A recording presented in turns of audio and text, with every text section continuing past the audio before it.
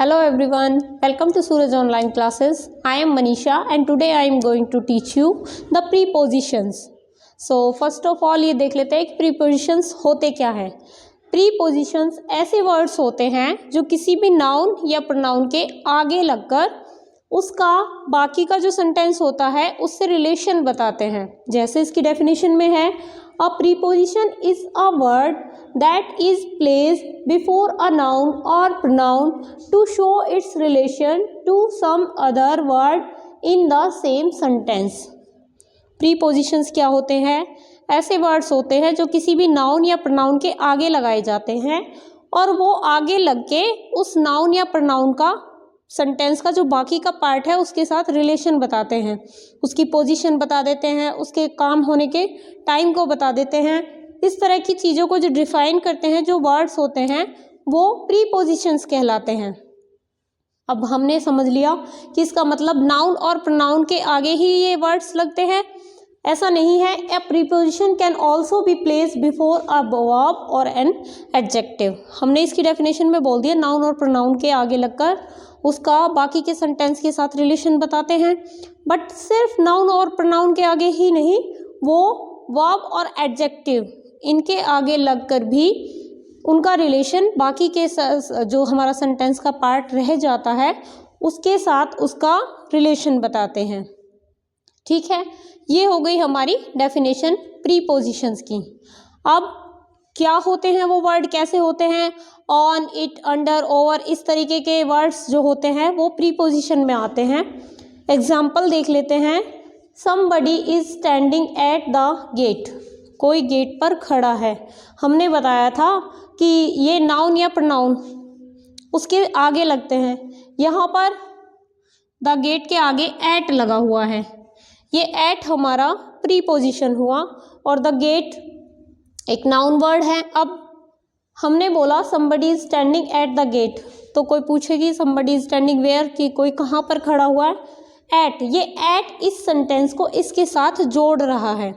ठीक है, at उसकी पोजीशन बता रहा है कि गेट पर खड़ा है, बाहर नहीं खड़ा, अंदर नहीं है, वो गेट के पास खड़ा है, गेट पर खड़ा है।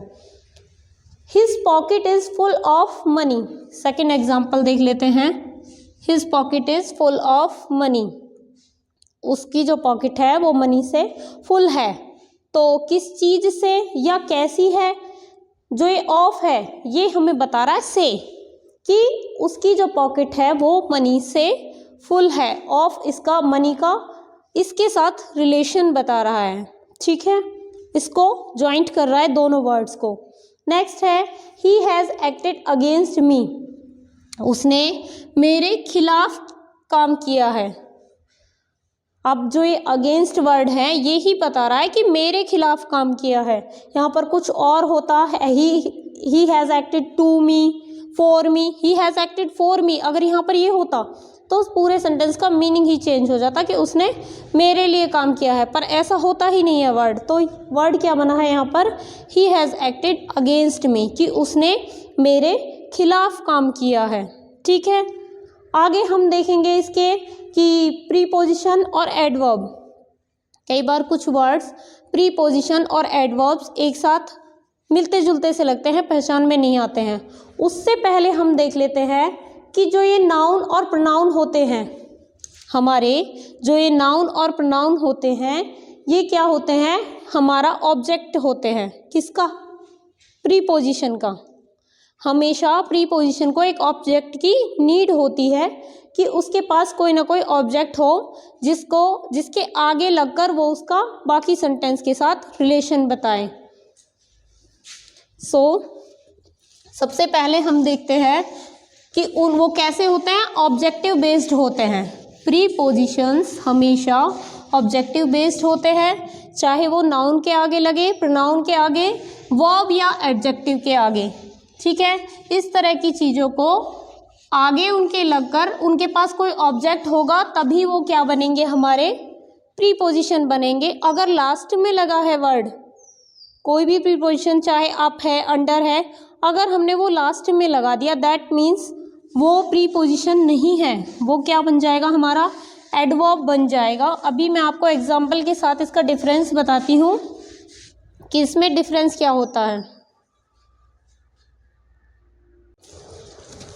सो अब देख लेते हैं। मैं आपको बता रही थी कि ऑब्जेक्ट होता है, हर प्रीपोजिशन का कोई ऑब्जेक्टिव होता है जिसके आगे लगकर, चाहे वो नाउन हो, प्रोनाउन हो, वर्ब हो या एडजेक्टिव हो, उसके आगे प्रीपोजिशन लगती है, तब वो रिलेशन बताती है उस वर्ड का बाकी के बचे हुए सेंटेंस के साथ।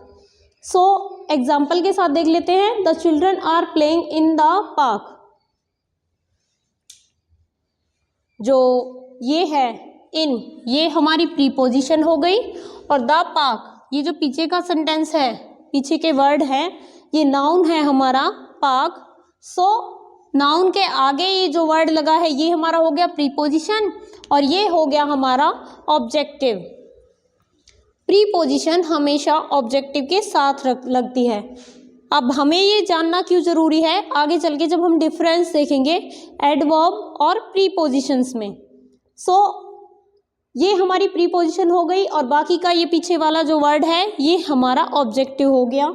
नेक्स्ट है he never borrows money from me. From क्या हो गई, हमारी प्रीपोजिशन हो गई, और मी हमारा ऑब्जेक्टिव है, या नाउन प्रोनाउन में से एक वर्ड होगा जिसको हम क्या बोलते हैं, ऑब्जेक्टिव ऑफ द प्रीपोजिशन। हमें इनको क्यों जानना चाहिए, हमें इसलिए जानना चाहिए कि एक वर्ड माइंड में रखना है कि प्रीपोजिशन कभी भी लास्ट में नहीं आएगी, प्रीपोजिशन किसी ऑब्जेक्टिव के साथ ही आती है। ठीक है, ऐसा जानना क्यों ज़रूरी है, क्योंकि आगे चलकर जब हम देखेंगे प्रीपोजिशन और एडवर्ब्स में डिफरेंस पता करने के लिए कई बार कंफ्यूज हो जाते हैं। कुछ ऐसे वर्ड्स होते हैं, जैसे एग्जांपल के साथ देख लो, द एरोप्लेन वेंट अप। अब जब आपने एडवर्ब्स पढ़ा होगा तो ये जो वर्ड है अप, ये एडवर्ब्स में भी आता है। से किसी भी चीज़ की स्थिति बताने के लिए हो रहा था, किसी क्रिया का, कि ऊपर जा रहा है, नीचे आ रहा है, बाहर जा रहा है या अंदर आ रहा है, इस तरीके के वर्ड्स वहाँ पर भी यूज़ हो रहे थे। तो फिर हम कैसे डिफ्रेंशिएट करेंगे कि ये एडवर्ब है या प्रीपोजिशन है। सो यहाँ पर अप आया है। अब नेक्स्ट सेंटेंस में the lizard crawled up the wall, यहाँ पर भी अप आया है। सो अब दोनों वर्ड रिपीट हो गए। सो हमें कैसे पता चलेगा कि ये दोनों एडवर्ब हैं या दोनों प्रीपोजिशन है, या एक एडवर्ब या एक प्रीपोजिशन है। उसके लिए हमने जो अब से पहले चीज़ बताई थी, सेम उस बात को माइंड में लाना है कि उसके लिए एक ऑब्जेक्टिव ज़रूरी होता है। प्रीपोजिशन के लिए एक ऑब्जेक्टिव ज़रूरी होता है। तो ऑब्जेक्टिव इसमें है, इस पहले वाले सेंटेंस में नहीं है, जबकि दूसरे वाले में द वॉल है, हमारे पास नाउन है, उसके आगे लगकर ये इसका रिलेशन इसके साथ बता रहा है। ठीक है, तो इसका मतलब क्या हुआ कि ये जो लास्ट है, जिसके लास्ट में कुछ भी नहीं है, अब के बाद ये हमारा क्या हो गया, एडवर्ब हो गया, और ये हमारा प्रीपोजिशन हो गया। ठीक है, नेक्स्ट एग्जांपल से देख लेते हैं। The boat sailed down the river. इसमें जो वर्ड है नीचे की तरफ, जो बोट है वो नीचे की तरफ नदी में चली गई है, ये रिवर के आगे लगा हुआ है। द रिवर हमारा नाउन है, और नाउन के आगे लगकर इसका रिलेशन बाकी के सेंटेंस के साथ बता रहा है। दैट मीन्स डाउन ये हमारी प्रीपोजिशन हो गई। क्या ये वर्ब की विशेषता बता रही है? ये एडवर्ब की तरह यहाँ पर यूज होता हुआ लग रहा है? नहीं, ये प्रीपोजिशन है जो कि रिवर के साथ इसका रिलेशन बता रहा है।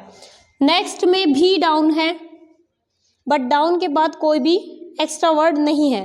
दैट मीन्स ये हमारा क्या है, एडवर्ब है। ये हमारा एडवर्ब है, और इससे पहले का सेंटेंस हमारा प्रीपोजिशन वाला था, क्योंकि इसमें कोई भी ऑब्जेक्टिव नहीं है। दैट मीन्स अगर कोई वर्ड हमें कंफ्यूजिंग लग रहा है, हमें लग रहा है कि ये प्रीपोजिशन होगा या एडवर्ब होगा, तो हम देख लेंगे अगर प्रीपोजिशन के जैसे वर्ड के पीछे कुछ नहीं आ रहा है तो वो एडवर्ब की तरह ही यूज़ हो रहा है। अगर उसके बाद कोई नाउन, प्रोनाउन, एडजेक्टिव और वर्ब आ रहा है, दैट मीन्स वो हमारा प्रीपोजिशन है। ठीक है, इतना क्लियर है आपको?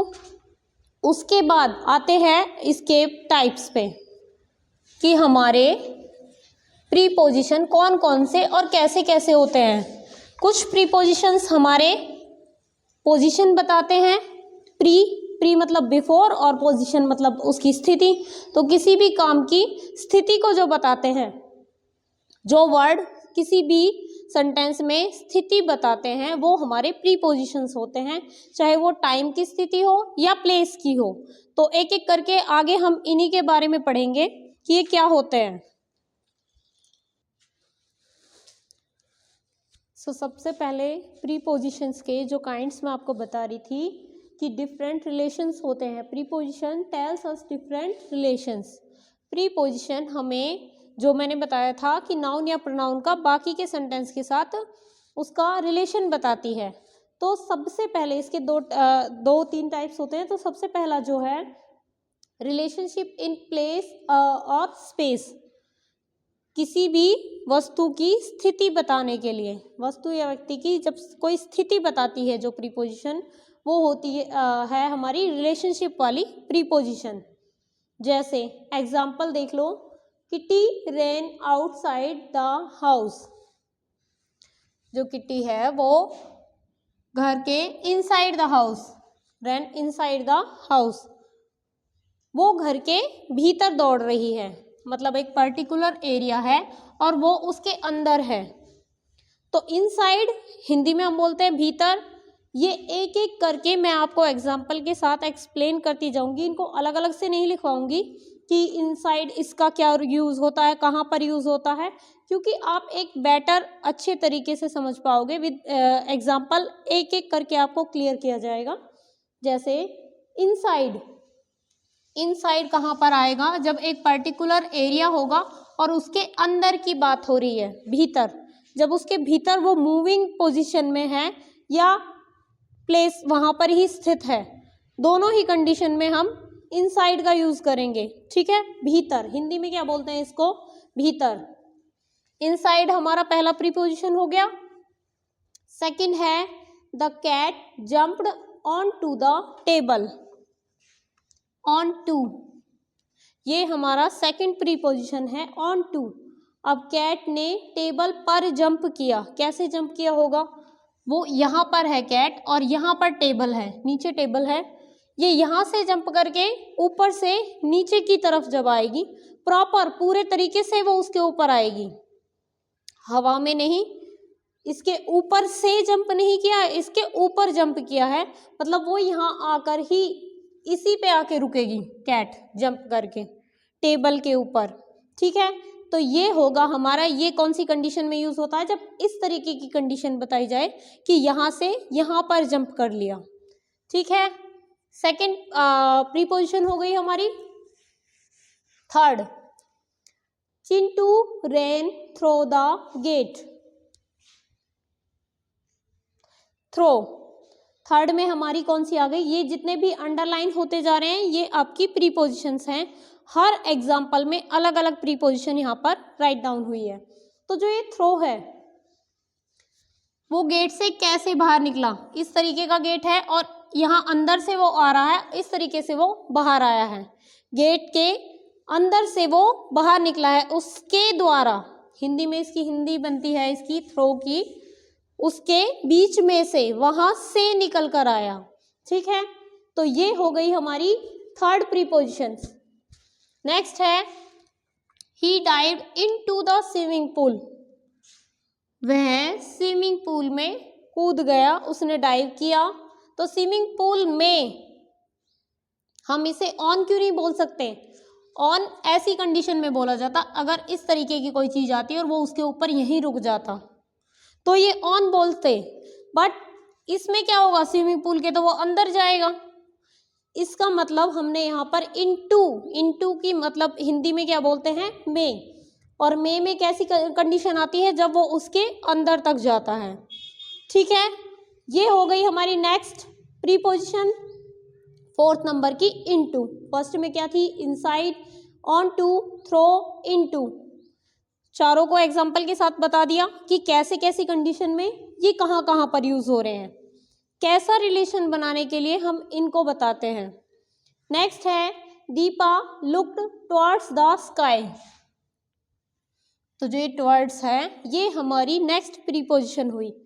अब उसने आसमान की ओर देखा, या वो आसमान की तरफ कैसे देखेगी, वो यहाँ पर है और आसमान उससे दूर है। जब दूर की तरफ की ओर उसने देखा, आगे एक और एग्जाम्पल आएगा की ओर देखने का ही। तो यहाँ पर Deepa look towards the sky, sky दूर है, उसने उसकी ओर देखा। की ओर, इसकी हिंदी क्या थी, इनसाइड, में या भीतर। इसकी हिंदी क्या होती है, onto the table, table पर, ऑन भी पर होता है और ऑन टू के ऊपर या पर भी इसको बोल सकते हैं। नेक्स्ट है थ्रो, के बीच में से,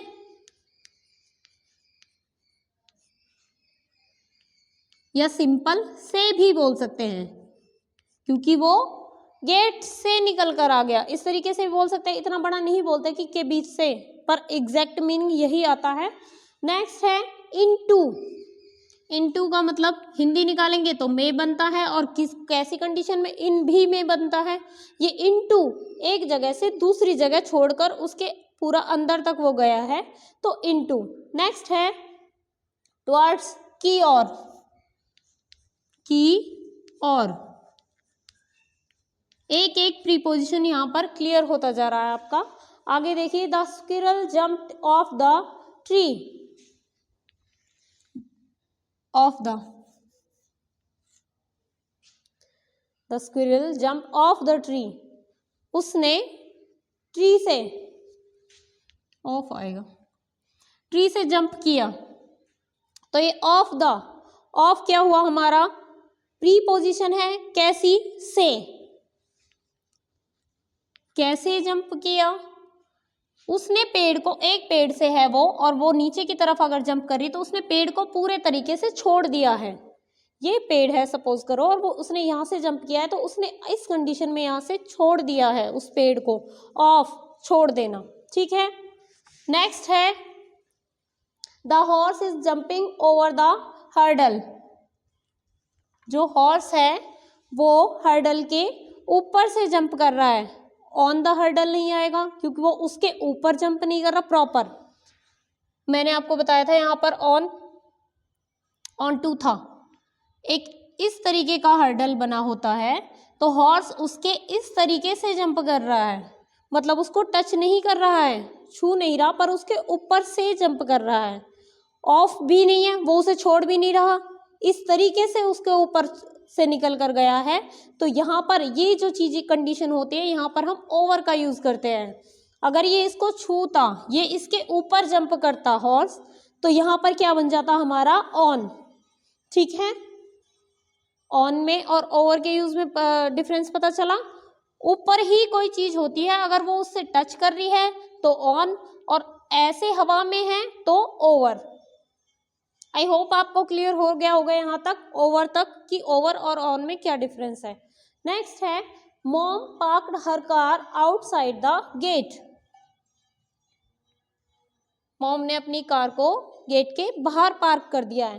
तो ये जो आउटसाइड है, आउटसाइड कैसी कंडीशन होगी, सपोज यहाँ पर गेट है और गेट के जस्ट सामने उन्होंने कार को पार्क किया है, बाहर, गेट से बाहर, अंदर की तरफ नहीं, अंदर की तरफ किया होता तो हम इनसाइड बोलते, तो आउटसाइड गेट के बाहर, बाहर की तरफ, ठीक है।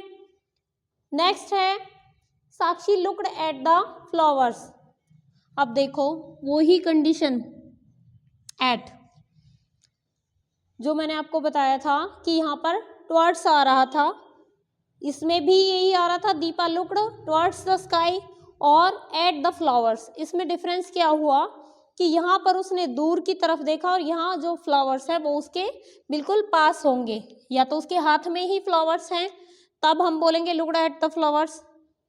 तो यहाँ पर हमने क्या यूज किया, एट, दोनों एक ही है, की और ही यहाँ पर आया है और की और ही इसका मतलब निकला है यहाँ पर ऐसा नहीं, ऐट को हम पर में यूज करते हैं, अगर हम इसकी हिंदी बनाते हैं तो ऐट का मतलब पर निकालते हैं। पर उसने फूलों पर देखा, पूरे तरीके से एक बार में ही उसने सारे फ्लावर्स पे नजर घुमा दी, तो ये हमारा एट द फ्लावर्स आएगा। टुवर्ड्स स्काई, स्काई दूर है और बड़ा है, तो पूरे आसमान में से सिर्फ थोड़े की तरफ वो देख रही है तो टुवर्ड्स द स्काई। आगे इसके बाकी के एग्जांपल्स के साथ देख लेते हैं कि कौन कौन सी प्रीपोजिशन हमारी रहती है। नेक्स्ट एग्जांपल देख लेते हैं। Adam held his arms above his head. Adam ने अपनी जो आर्म्स हैं वो अपने हेड के ऊपर कर रखी हैं। अबव लाइक उसकी आर्म्स इस तरीके से हैं उसके हेड के, ठीक है। तो जस्ट ऊपर, अगर जस्ट ऊपर आएंगी, अबाव जो है वो ऊपर के बारे में ही बताता है। अब प्रीपोजिशन में क्या होता है कि बहुत सारे वर्ड्स होते हैं जिनके सेम ही मीनिंग होते हैं। अगर हम हिंदी निकालें उनकी तो सेम ही निकलती है।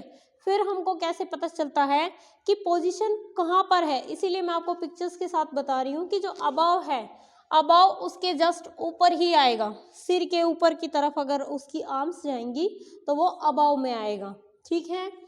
नेक्स्ट है I put my pain in the pencil box. मैंने मेरा पेन पेंसिल बॉक्स में रख दिया।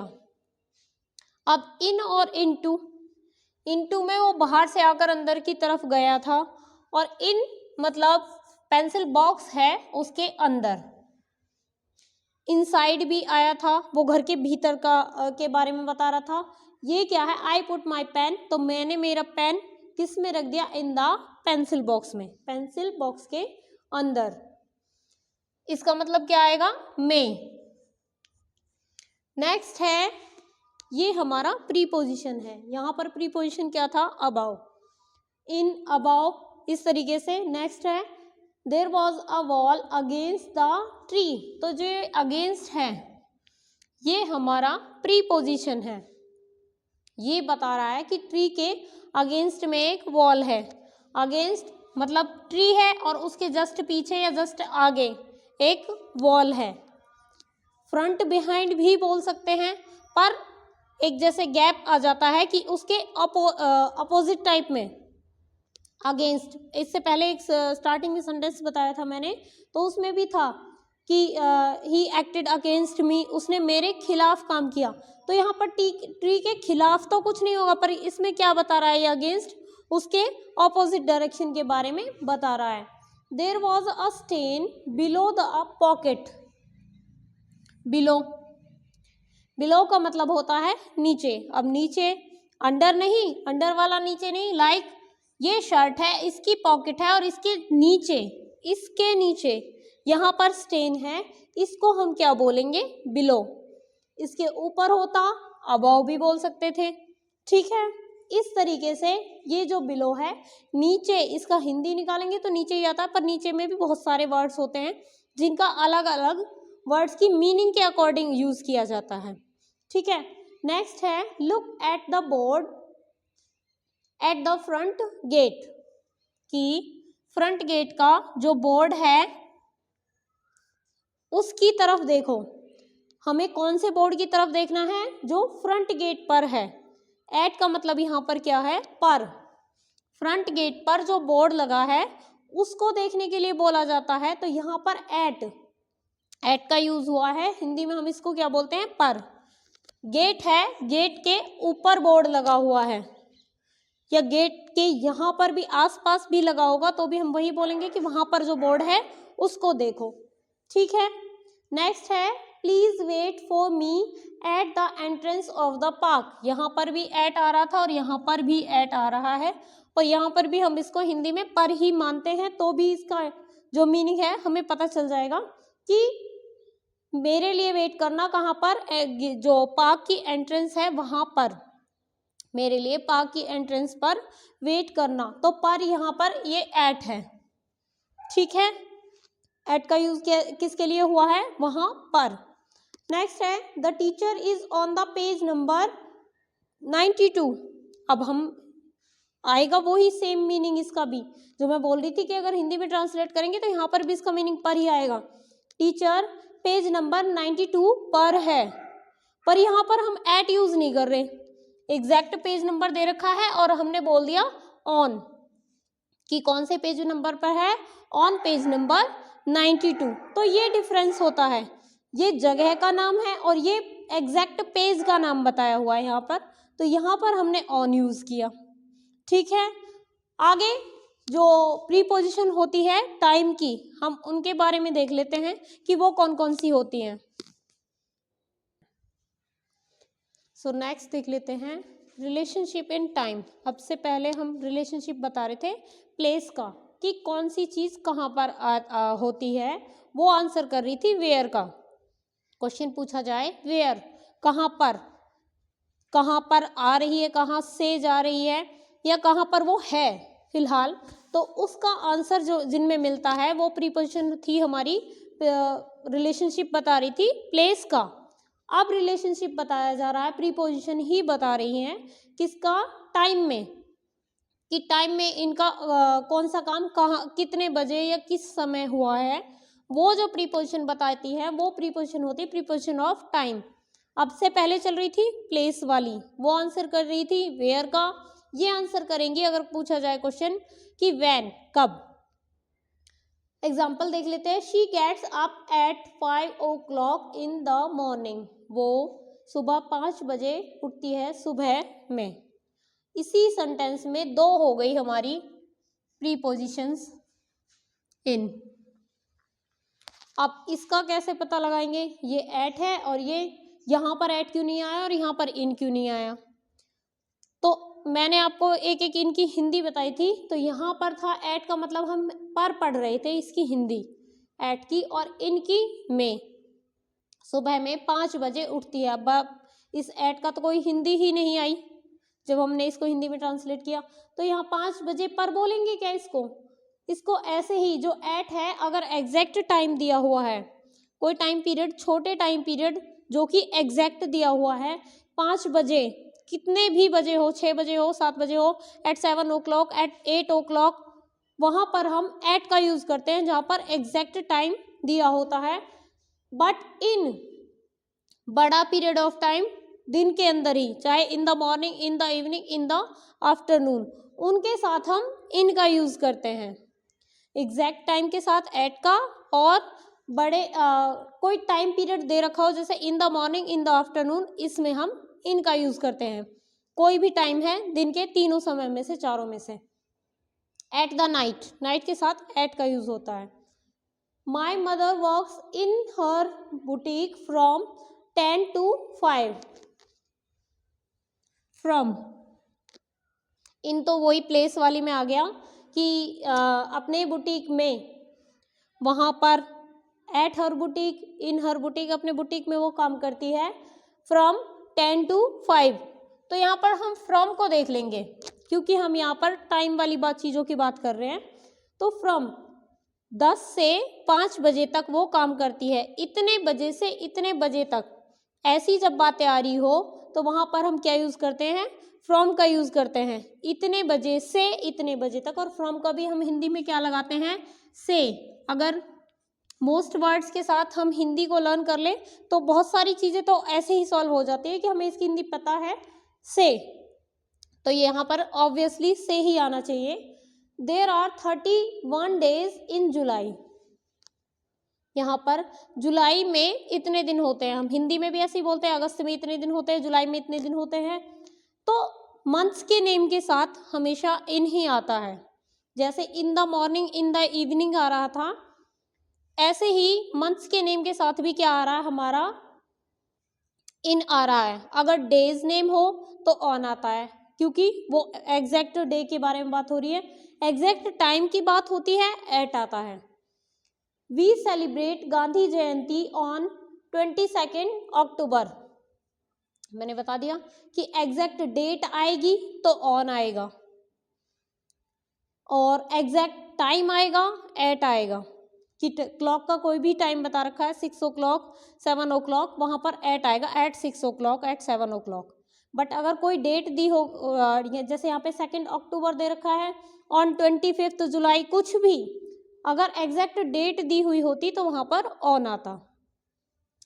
मंथ का नाम दे रखा है, इन आएगा, जुलाई में, अगस्त में, और यहाँ पर ऑन आ गया एग्जैक्ट डेट पर। He returns home by 7 o'clock। अब आपने कहा कि अभी तो आप बता रहे थे कि इतने बजे पर, एग्जैक्ट टाइम दे रखा है तो 5 o'clock, पर यहाँ पर सेंटेंस पढ़ेंगे he returns home by 7 o'clock in the evening, कि वो शाम में 7 बजे तक आ जाता है। एग्जैक्टली 7 बजे नहीं आता है, 7 बजे तक आ जाता है। जहाँ पर इस तरीके की बातें होती इतने बजे तक, तो वहाँ पर बाय लगता है, और ये बाय इसलिए यहाँ पर एट नहीं लगा क्योंकि एग्जैक्टली 7 बजे नहीं आता है। अगर हम बोलते हैं ही returns home at 7 o'clock in the evening, तो हमें एग्जैक्टली पता है कि वो 7 बजे ही आता है, पर अब उसका कोई फिक्स टाइम नहीं है, बस लास्ट टाइम हमारे पास है कि 7 बजे तक वो आ जाता है। दैट मीन्स हमने यहाँ पर बाय का यूज़ किया है। ठीक है, नेक्स्ट है I will complete my work before Wednesday.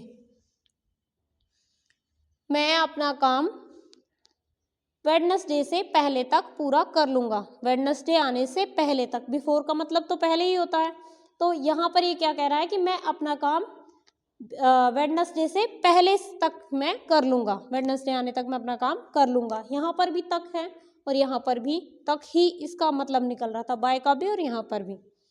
Next है she was absent from class for 3 days। यहाँ पर जो 4 है ये हमारा प्रीपोजिशन है, और यहाँ इसका क्या मीनिंग निकल रहा है कि वो क्लास से 3 दिन के लिए एबसेंट थी। के लिए 4 दिन के लिए, 5 दिन के लिए, इतने दिन के लिए, इस तरीके के जब वर्ड्स आते हैं तो उनके साथ हम क्या यूज करते हैं, 4। 3 दिन, 4 दिन, के लिए जहां पर मीनिंग निकलता है वहां पर हम 4 का यूज करते हैं। नेक्स्ट है सीमा इज स्टडिंग सिंस 7 AM।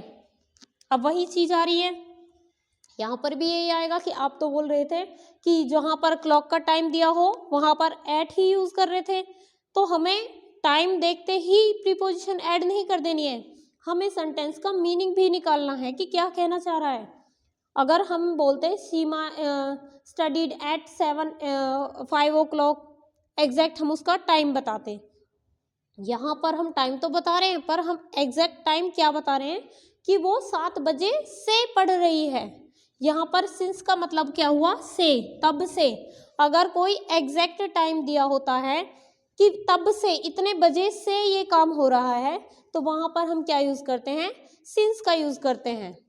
सो ये थी हमारी प्रीपोजिशन ऑफ टाइम, कि टाइम का रिलेशन कैसे बताते हैं। इन है इन द मॉर्निंग, मैंने बता दिया टाइम, दिन, इन the morning, in the evening, in the afternoon, इनके साथ हम इन यूज करते हैं, दिन के जो हिस्से हो गए। एट द नाइट, नाइट के साथ हम एट का यूज करते हैं। उसके बाद था फ्रॉम, इतने बजे से, यहां पर भी फ्रॉम है और यहां पर भी फ्रॉम है, पर यहां पर क्या है कि इतने बजे से इतने बजे तक। ठीक है, फ्रॉम से लेकर यहां पर टू भी आया, फ्रॉम टू, इसलिए यहां पर फ्रॉम आया। अगर वो बोलती कि 5 बजे से काम करती है, फिर हमें नहीं पता कि कितने बजे तक करती है, तो यहाँ पर सिंस आ जाता कि 5 बजे से काम कर रही है, सिंस इतने बजे से कर रही है और अभी भी चल रहा है, वहां पर तब सिंस आता। अब क्योंकि हमें काम चलता है और ख़त्म भी होता है, उसका टाइम पीरियड दे रखा है कि 10 से 5 तक का है, तो फ्रॉम 10 to 5। ठीक है, नेक्स्ट था हमारा देर आर 31 days इन जुलाई, कि मंथ्स नेम मैंने सब सारे बता दिए कि जितने भी मंथ्स नेम होते हैं उनके साथ हम इनका यूज़ करते हैं। नेक्स्ट है एग्जैक्ट डेट दे रखी हो, उसके साथ ऑन का यूज़ होता है। नेक्स्ट है इतने बजे तक, कोई बात हमें बता दी जाए कि मैं तब तक ये काम कर लूँगा, तब तक कर लूँगा, बाय आएगा, और तब से पहले कर लूँगा, इतने टाइम से पहले कर लूँगा। यहाँ पे श्योरिटी नहीं थी, यहाँ पे श्योरिटी दे रहा है कि इतने टाइम से मैं पहले कर लूँगा, तो यहाँ पर बिफोर आ गया। ठीक है, उसके बाद इतने टाइम के लिए वो एब्सेंट थी, इतने समय के लिए, कोई टाइम पीरियड दे रखा है कि वो इतने समय के लिए उसने ये किया, या इतने समय के लिए वो वहाँ गया, तो यहाँ पर क्या आ गया, 4 आ गया। नेक्स्ट है सिंस, जब एग्जैक्ट टाइम दे रखा हो काम के शुरू होने का, बट एंड का कोई टाइम नहीं दे रखा, कि वो, हम कई बार ऐसे वर्ड्स बोलते हैं कि वो तब से ये काम कर रही है, तो वहाँ पर सिंस आता है। तो ये थी हमारी टाइम बताने वाली प्रीपोजिशन, कि कब से कौन सी चीज़ कितने समय तक किसी भी टाइम पीरियड के आगे कौन कौन सी प्रीपोजिशन कब कब कहाँ कहाँ कैसे यूज होती है, ये सारी मैंने आपको बता दी है। इसके बाद हमारा थर्ड नंबर रह जाता है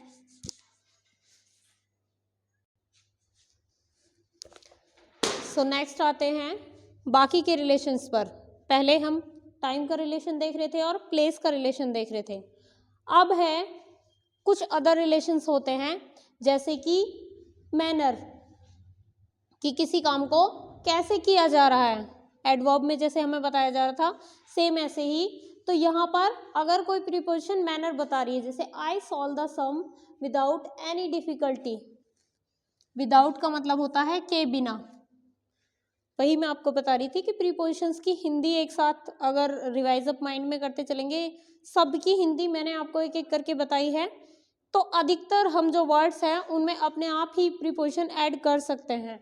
विदाउट के बिना, I solve the sum without any difficulty, मैंने किसी भी मुश्किल के बिना अपने सम को सॉल्व कर लिया। तो विदाउट का मतलब क्या होता है, के बिना। और ये विदाउट जो है, के बिना, यहाँ पर मैनर बता रहा है कि काम कैसे कर लिया, विदाउट एनी डिफिकल्टी। नेक्स्ट है I learn the poem by the heart. मैंने पोएम को बिल्कुल दिल से याद किया है। से, हार्ट से, अब से जो मतलब निकल रहा है वो हमारा किससे निकल रहा है, बाय से। तो यहाँ पर बाय, के द्वारा, के द्वारा भी इसका ही मतलब होता है, कोई करने वाला होता है कि उसने किया, तो भी हम बाय का ही यूज करते हैं। और यहाँ पर हम हार्ट से याद किया मैंने इस पोएम को, तो यहाँ पर भी हमने बाय का यूज किया है। ये हमारी प्रीपोजिशन हो गई। विदाउट का मतलब के बिना, और बाय के द्वारा या दिल से। My father travels to Lucknow by train. अब ये भी ट्रेन के द्वारा उन्होंने, मेरे पिताजी लखनऊ से ट्रेवल करते हैं, कैसे, ट्रेन से। ये तरीका बता रही है, मैनर तरीका बता रही है कि लखनऊ से वो ट्रैवल करते हैं, किस चीज़ से करते हैं, ट्रेन से, बाय ट्रेन। यहाँ पर बाय इसलिए यूज हुआ कि ये हमें दिख रहा है, यहाँ दिल से कोई काम करता नहीं दिख रहा, पर हम बता रहे हैं कि हमें ये चीज़ मैंने दिल से याद की है। बाय के ही दो डिफरेंस यूज हो गए कि यहाँ पर के द्वारा प्रॉपर उसमें बैठकर वो ट्रेवल कर रहा है। नेक्स्ट है we should face challenges with courage. हमें चैलेंजेस को करेज के साथ, साहस के साथ हमें उनका सामना करना चाहिए। के साथ, विद के साथ, इसकी हिंदी क्या होती है, के साथ, विदाउट के बिना। ठीक है, तो सबसे पहले पूरा जो आपका इंट्रोडक्शन है वो एग्जाम्पल के साथ मैं यहाँ पर देती चल रही हूँ। एक एक प्रीपोजिशन का इंट्रोडक्शन भी, हिंदी भी, प्लस एग्जाम्पल में उसका कहाँ कहाँ पर कैसे कैसे यूज होता है वो भी। ये हो गई हमारी मैनर वाली जितनी भी प्रीपोजिशन होती है। अब से पहले हमने टाइम वाली बताई थी कि कब हुआ, व्हेन, अगर क्वेश्चन किया जाए तो व्हेन का आंसर टाइम वाली दे रही थी। प्लेस, वेयर, वेयर अगर क्वेश्चन किया जा रहा था तो प्लेस वाली जो हमारी प्रीपोजिशन थी वो आंसर कर रही थी। यहाँ पर है मैनर, कैसे, अगर क्वेश्चन किया जाए हाउ, तो ये जो मैनर वाली है ये प्रीपोजिशन हाउ का आंसर करती हैं। कौन कौन सी थी ये मैंने आपको एक एक करके बता दिया है। विदाउट है, बाय विद, यहाँ पर बाय 2 बार आया। यहाँ पर बाय ट्रेन किसी हम व्हीकल का नाम बता रहे थे कि कौन से साधन के द्वारा जा रहा है, और यहाँ से इसका मतलब निकल रहा था, यहाँ के द्वारा निकल रहा है। ठीक है, नेक्स्ट है कॉज पर्पज। यहाँ पर किसी काम के होने का तरीका बताया जा रहा था, यहाँ पर उसका कारण बताया जा रहा है कि कोई काम किस कारण से हुआ या उसे करने का उद्देश्य क्या था। एग्जाम्पल के साथ देख लेते हैं।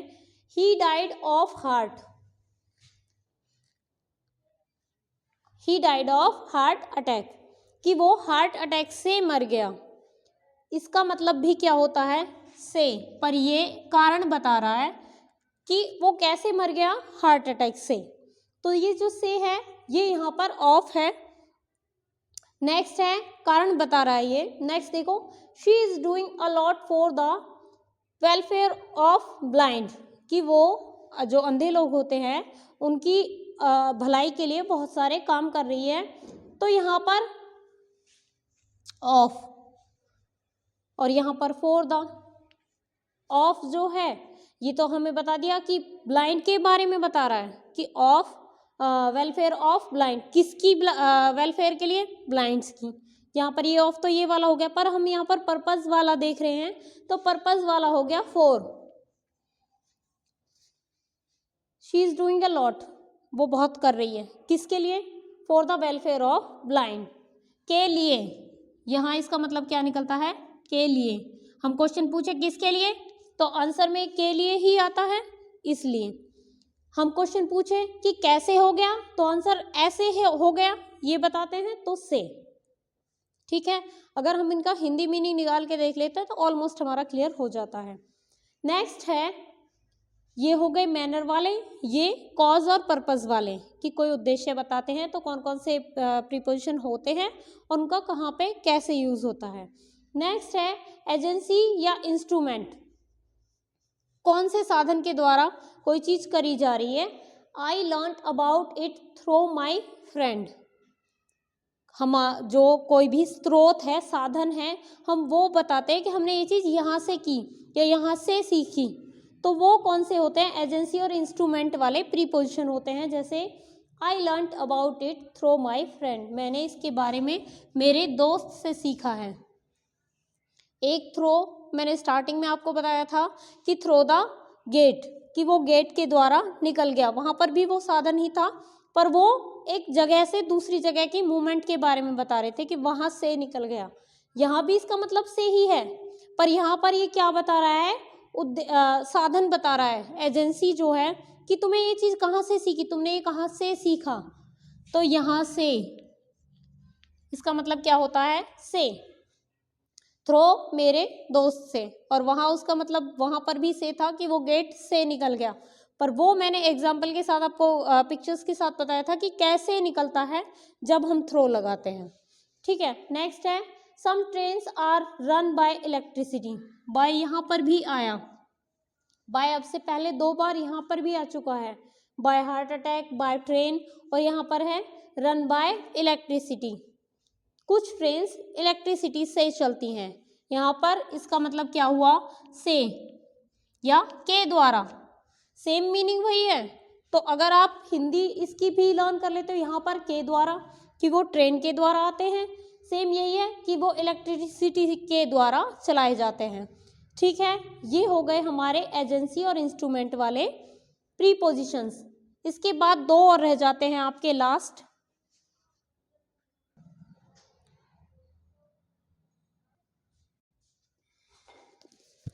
सो नेक्स्ट देख लेते हैं, मेजर और रेट बताने के लिए किसी चीज़ का माप तोल या रेट की जब हम बात करते हैं तो कौन कौन सी प्रीपोजिशंस वहाँ पर यूज़ होती है। जैसे milk is sold by litre, हम मिल्क की बात कर रहे हैं कि वो कैसे बिकता है, किलो में बिकता है या लीटर के भाव, तो बाय लीटर, के द्वारा। यहाँ पर हम हिंदी को नहीं देखेंगे कि लीटर के द्वारा बिकता है, बस हम क्या बोल रहे हैं कि अगर हम इसकी हिंदी निकालते हैं तो सोल्ड बाय लीटर, लीटर के हिसाब से बिकता है। तो यहाँ पर बाय जो है वो मेजर बता रहा है उसका कि लीटर है, कितना भी माप बता रहे हैं हम, लीटर है, तो उसके आगे हम क्या लगा रहे हैं, बाय लगा रहे हैं। Apple are selling at 20 rupees a kilo, apples कितने रुपए किलो बिक रहे हैं, 20 रुपीज़ पर किलो बिक रहे हैं। अब जब हमने इसको हिंदी में ट्रांसलेट किया तो ये ऐड की हिंदी का तो कहीं पर आई ही नहीं, तो एग्जैक्टली हमें हिंदी को लेकर ही नहीं चलना है, बल्कि इनके यूज़ को भी देखना है कि एग्जैक्ट रुपीज़ दे रखे हैं।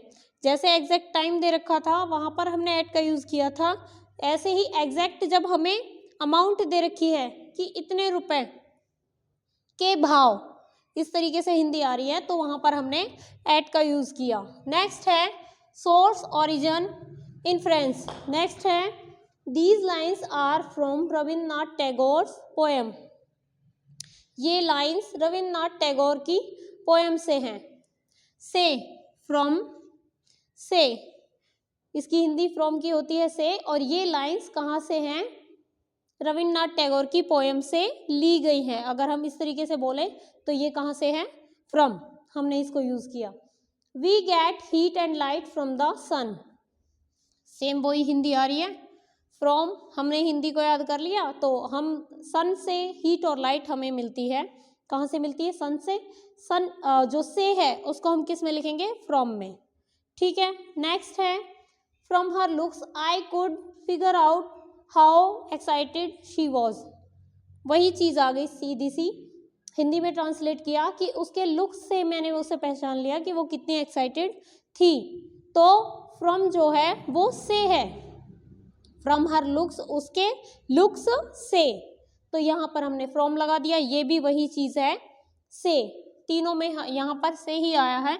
अगर हम स्रोत बताते हैं कि कौन सी चीज़ से, तो आंसर ऑब्वियसली से में ही आता है, तो वहाँ पर हमारा मोस्टली यहाँ पर फ्रॉम ही आया है। तो ये थे हमारे प्रीपोजिशंस। कहाँ से पूछा जाए तो ये सोर्स, ओरिजिन और इन्फ्लुएंस वाली में आता है। अगर रेट और या मेजर बताया जाए तो वो रेट और मेजर वाली प्रीपोजिशन होती है, जिसमें बाय लीटर मैंने आपको बताया था, और एट 20 रुपीज़ अ किलो, इतने रुपए के भाव पर बिक रहा है। इस तरीके से अगर ट्रांसलेट किया जाए तो एट हमारा हिंदी में भी ठीक वहाँ पर इंक्लूड हो जाता है। तो ये टोटल हमारी प्रीपोजिशंस थी, अलग अलग तरीके की, टाइम की, प्लेस की। सो आई होप आज की क्लास के बाद आपको प्रीपोजिशंस क्लियर हो गई होंगी। Thank you.